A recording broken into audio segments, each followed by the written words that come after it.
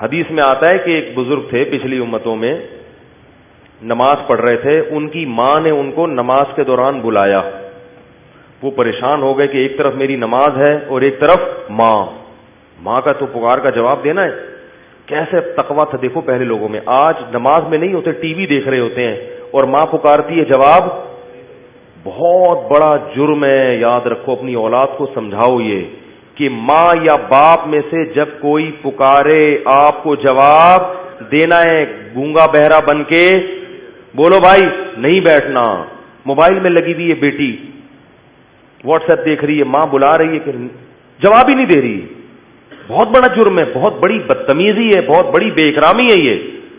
تو بزرگ تھے نا، تبھی تو ڈر گئے کہ نماز ہے اور کون پکار رہا ہے، ماں پکار رہی ہے۔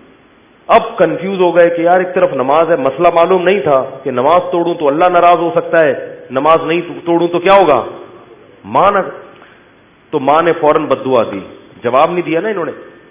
تو اللہ کرے تجھ پر کوئی کسی عورت کی کیا لگے، تہمت لگے۔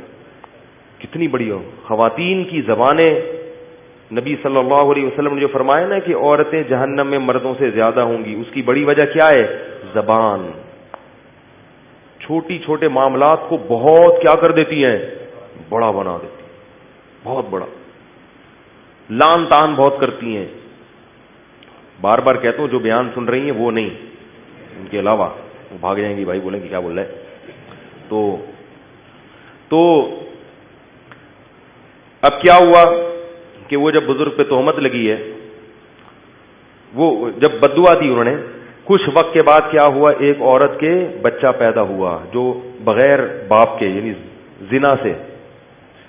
اب لوگوں نے اس کو پکڑ لیا، بھائی تیری تو شادی نہیں ہوئی، تجھے بچہ کیسے پیدا ہوا؟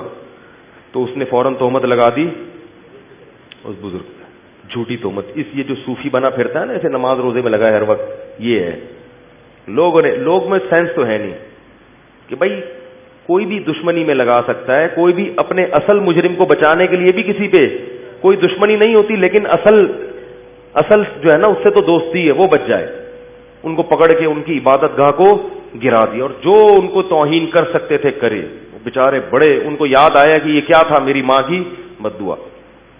حدیث میں آتا ہے کہ بچپن میں کوئی بھی نہیں بولتا سوائے 3 بچوں کے، ان میں ایک یہ بھی تھے۔ جب بہت زیادہ ہو گیا تو اللہ کو ان پہ ترس آیا، تو ماں کی گود میں بچے نے گواہی دی کہ میں اس کا بیٹا نہیں ہوں۔ پھر ایک شخص کا بتایا کہ وہ ہے جس نے زنا کیا ہے میری ماں کے ساتھ۔